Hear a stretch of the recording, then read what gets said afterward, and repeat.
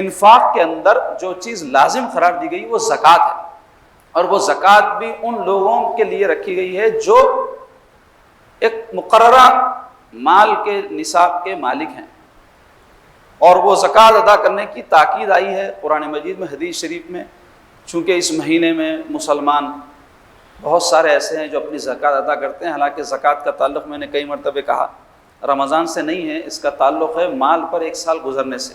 تو جب بھی انسان کے پاس کسی مہینے میں مال آئے، جب ایک سال گزرے گا اور اس پر کوئی قرض نہ ہو اور قرض ادا کرنے کے بعد بھی نصاب اس کا قائم رہے، تب اس پر زکوٰۃ 2.5% واجب ہوتی ہے، اور اگر کوئی یہ ادا نہیں کرتا تو وہ شخص سخت گناہ گار ہے، گناہ کبیرہ کا مرتکب ہے، کیونکہ مالدار پر زکوٰۃ فرض عین ہے۔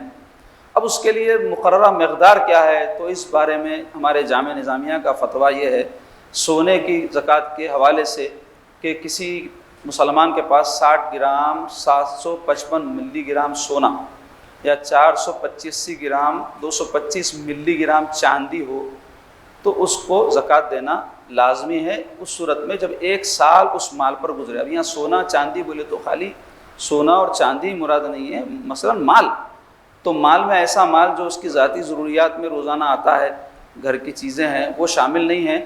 ایسا مال جو وہ جمع کرتا ہے اور ایسا سمجھتا ہے کہ یہ ضرورت پڑنے پر میرے کام آئے گا، تو چاہے وہ عورتوں کے زیور کی صورت میں ہو یا بینک بیلنس کی صورت میں ہو یا کاروباری مال جو دکانوں میں ہوتا ہے، ان سب کے اوپر اگر مقدار یہاں تک پہنچ جائے تو چاندی کا نصاب 485 گرام ہے، اگر اس کی قیمت آج کے حساب سے 20-25 ہزار روپے بھی ہو رہی ہے اور اتنا مال کسی کی دکان میں اور سال بھر رہے، تو ویسے شخص پر زکوٰۃ واجب ہو جاتی ہے، اور اس کو اگر وہ ادا نہیں کرے گا تو گناہ کبیرہ کا مرتکب ہوگا، اور اگر کوئی زکوٰۃ کا انکار کرے تو وہ کافر ہو جاتا ہے، کیونکہ زکوٰۃ فرض عین ہے، اور اللہ تعالیٰ نے قرآن مجید میں 32 مقامات پر نماز کے ساتھ اس کو ذکر فرمایا ہے۔ نماز کیا ہے؟ عبادت۔ نماز ہی صرف عبادت نہیں ہے، زکوٰۃ بھی عبادت ہے، اور ایسے ہی عبادت ہے جیسے نماز ہے۔ حالانکہ ہم نماز کو بڑی تقدس کی نگاہ سے دیکھتے ہیں اور بڑا اہتمام اس کا کرتے ہیں، کرنا ہی چاہیے، یہ بھی عبادت ہے، لیکن یاد رکھو ہمارا دین وہ ہے جو غریبوں پر مال خرچ کرنے کو بھی عبادت شمار کرتا ہے۔ تو جیسے اللہ تعالیٰ کی نماز آپ ادا کرتے ہیں اور اس کو عبادت تصور کرتے ہیں، تو ایسے ہی جذبے کے ساتھ، خوش دلی کے ساتھ زکوٰۃ بھی ادا کرنا چاہیے۔ کتنے ہی مسلمان ایسے ہیں جو اپنی زکوٰۃ ادا نہیں کرتے۔ زکوٰۃ ادا کرنے والوں کے لیے بڑی بشارتیں ہیں قرآن حدیث میں، اور جو ادا نہیں کرتے ان کے لیے وعید دھمکیاں ہیں۔ قرآن مجید میں اللہ تعالیٰ کا ارشاد ہے الذین یکنزون الذهب والفضة لا ينفقونها فی سبیل اللہ فبشرهم بعذاب علیم۔ کیا فرمایا اللہ تعالیٰ؟ الذین یکنزون، وہ لوگ جو کنز کہتے ہیں خزانے کو، یعنی مال جمع کرتے ہیں۔ مال کا جمع کرنا عربی زبان میں خزانہ کہلاتا ہے۔ خزانے کو خزانہ کیوں کہتے ہیں؟ اس میں بہت سارا مال رہتا ہے۔ تو اللہ تعالیٰ فرما رہے ہیں الذین یکنزون الذهب والفضة، وہ لوگ جو خزانہ کرتے ہیں، جمع کرتے ہیں چاندی سونا یا سونا چاندی، ولا ينفقونها فی سبیل اللہ، جمع تو کرتے ہیں لیکن اللہ کی راہ میں خرچ نہیں کرتے۔ فبشرهم، بس ان کو خوشخبری دیجیے۔ تو یہاں خوشخبری دو مطلب، واقع میں خوشخبری نہیں ہے، یہ خوشخبر نہیں ہے بلکہ استہزاء ہے، مذاق اڑایا جا رہا ہے ان لوگوں کا۔ فبشرهم بعذاب علیم، المناک عذاب کی ان کو خوشخبری دو۔ تو عذاب کی کوئی خوشخبری ہوتی ہے کیا؟ تو عذاب کی تو خوشخبری نہیں ہوتی نا، تو پھر خوشخبری سے یہاں مراد کیا ہے؟ دھمکی ہے ان کے لیے، ان کا مذاق اڑایا جا رہا ہے اللہ تعالیٰ کی طرف سے کہ وہ لوگ کون ہیں جو اللہ کے راہ میں خرچ نہیں کرتے، عذاب اٹھانے والے۔ یوم یحمى علیہا فی نار جہنم فتقوی بہا جباہہم وجنوبہم وظہورہم ھذا ما کنزتم لانفسکم فذوقوا بما کنتم تکنزون۔ کیا فرمایا اللہ تعالیٰ؟ یوم یحمى علیہا فی نار جہنم، کیا ہوگا کہ یہ جو ان کا مال جو خرچ نہیں کیے، زکوٰۃ نہیں ادا کیے، جہنم کی آگ میں تاپا جائے گا، گرم کیا جائے گا۔ یوم یحمى علیہا فی نار جہنم فتقوی بہا، اور پھر داغا جائے گا ان کے جباہہم، پیشانیوں، وجنوبہم، اور ان کے بازوؤں، وظہورہم، اور ان کے پیٹوں۔ کیوں؟ یہ جمع کر کے رکھتے تھے نا۔ تو حدیث شریف میں اس آیت کی تشریح میں آیا ہے کہ بعض دنوں کا مال بہت رہتا ہے، جسم پتلا ہوگا، تو ان کے جسم پہ ان کے مال کو کیسا داغا جائے گا؟ تو حدیث میں آیا ہے ان کے جسم کو بڑا کر دیا جائے گا جتنا ان کا مال ہے، اور حضور پاک علیہ الصلوۃ والسلام فرماتے ہیں کہ دینار پر دینار نہیں رکھا جائے گا، درہم پر درہم نہیں رکھا جائے گا، اس کو پورے جسم پر پھیلایا جائے گا، ایک دینار پھر اس کے بازو اور ایک دینار اس کے بازو، اوپر نہیں، بازو بازو رکھا جائے گا، ایسا عذاب دیا جائے گا۔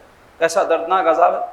دنیا میں چمٹی کاٹی تو کھجاتے، مچھر کاٹے تو لوگ کھجا کھجا کے چڑچڑا پنا کرتے، ارے مچھر تنگ کر دے رہے ہیں۔ یہ عذاب برداشت کر سکیں گے قیامت کے دن؟ بولنا آسان ہے، زندگی میں کبھی نہ کبھی کسی کو چھڑکا لگاؤں گا تو ذرا سوچو کیسی جلن ہوتی، کبھی کٹا ہوں گا کیسی تکلیف ہوتی۔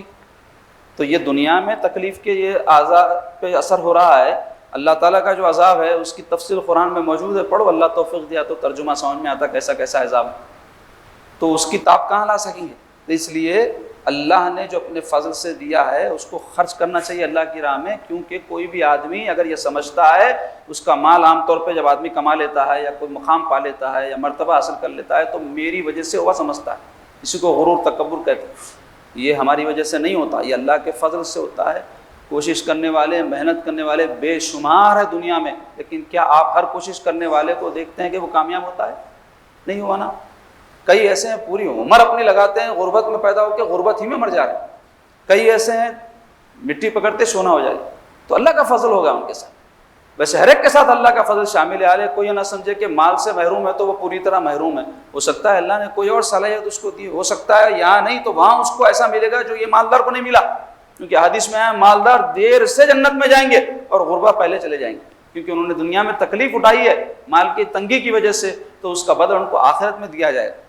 اس لیے کسی بھی محرومی کو یہ نہ سمجھے کہ یہ دائمی محرومی ہے، کتنے دنیا کے محروم ایسے ہوں گے جو آخرت میں بڑے درجے والے ہوں گے۔ تو عزیزان گرامی، ہم کو چاہیے کہ ہم اللہ کی راہ میں نہ صرف خرچ کریں بلکہ خوش دلی سے خرچ کریں، اور خاص طور پہ جو صاحب نصاب ہیں وہ ضرور اپنی زکوٰۃ ادا کریں۔ اس کے لیے علماء سے رجوع ہوں، شرعی رہنمائی حاصل کریں اپنے مال کے حوالے سے کہ میرے پاس یہ ہے مال، مجھ پر زکوٰۃ آتی ہے کہ نہیں آتی ہے تو کوئی بات نہیں، فرض نہیں ہے، لیکن فرض نہیں ہے تو اس کا یہ مطلب نہیں کہ خرچ نہ کیا جائے۔ کسی کے پاس اگر زکوٰۃ کا نصاب نہیں بھی ہے تب بھی اس کو حکم دیا جا رہا ہے، یسألونک ماذا ينفقون، آپ سے پوچھتے ہیں کہ ہم کیا خرچ کریں، قل العفو، اللہ تعالیٰ فرماتے ہیں جو اضافہ ہے خرچ کرو۔ زکوٰۃ کے نصاب کو نہ پہنچا ہوگا، تمہاری ضروریات پوری ہو گئی، اب جو اضافہ ہے خرچ کر دو۔ کرتے ہیں ہم ایسے؟ ہرگز نہیں۔ منع نہیں ہے کہ بندہ مال جمع کرے، مال حلال طریقے سے کمانا چاہیے، مال جمع بھی کرنا چاہیے، لیکن بخل کی صفت اپنے اندر پیدا نہیں ہونی چاہیے۔ اور اس کی علامت یہ ہے کہ جب کسی ضرورت مند مجبور پریشان کو دیکھیں تو ہمارا دل کانپے نہیں کہ بھائی اس کی کچھ مدد کی جائے، دل میں ہم کو توفیق نہ ہو کہ ہم اس پہ خرچ کریں، یہ بخل کی علامت ہے۔ ویسے بعض علماء نے کہا ہے جو زکوٰۃ ادا نہیں کرتے وہ بخیل ہے، تھوڑا اس میں وسعت ہم نے رکھی، لیکن بعض علماء کہتے ہیں کہ نہیں، زکوٰۃ ادا کرنے کے بعد بھی اگر آپ کو اضافی مال ہے اور آپ کے رشتہ داروں میں، آپ کے پڑوس میں، آپ کے ملنے جلنے والوں میں بہت مجبور کسی کو آپ پاتے ہیں اور آپ یہ سمجھتے ہیں کہ یہ مال اس کی ضرورت سے زیادہ میرے لیے ضروری ہے، تو یہ بھی بخل کی علامت ہے، کیونکہ بخل میں بھی درجے ہے، اور کنجوسی بدترین خصلت ہے۔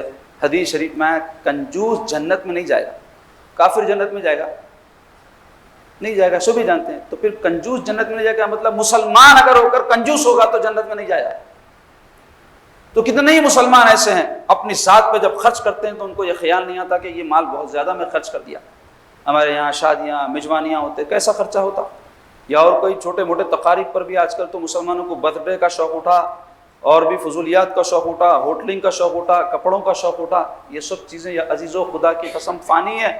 میرے آقا فرماتے ہیں آدمی کہتا ہے میرا مال جو اس نے کھایا وہ ختم ہو گیا، جو اس نے پہنا وہ پرانا ہو گیا، جو اس نے راہ خدا میں بھیجا وہ باقی رہا۔ انسان اپنے پاس جو مال رکھتا ہے وہ سمجھتا ہے وہ بچ گیا، میرے آقا فرماتے ہیں نہیں، اس نے جو راہ خدا میں بھیجا وہ بچ گیا، اس کے پاس جو کچھ ہے وہ خرچ ہونے والا ہے، یا تو چھوڑ کے جائے گا یا کسی اور کام میں ایسے لگ جائے گا جو دنیا کے کام ہیں۔ تو اپنے اختیار میں جب تک مال ہو اس کو اللہ کی طرف بھیج دو۔ اس لیے حدیث شریف میں آیا ہے، حدیث قدسی ہے، اللہ تعالیٰ فرماتے ہیں اے میرے بندے تو میری مخلوق پہ خرچ کر، میں تجھ پر خرچ کروں گا۔ اللہ کے یہاں ایسے خزانے جو کبھی ختم ہونے والے نہیں،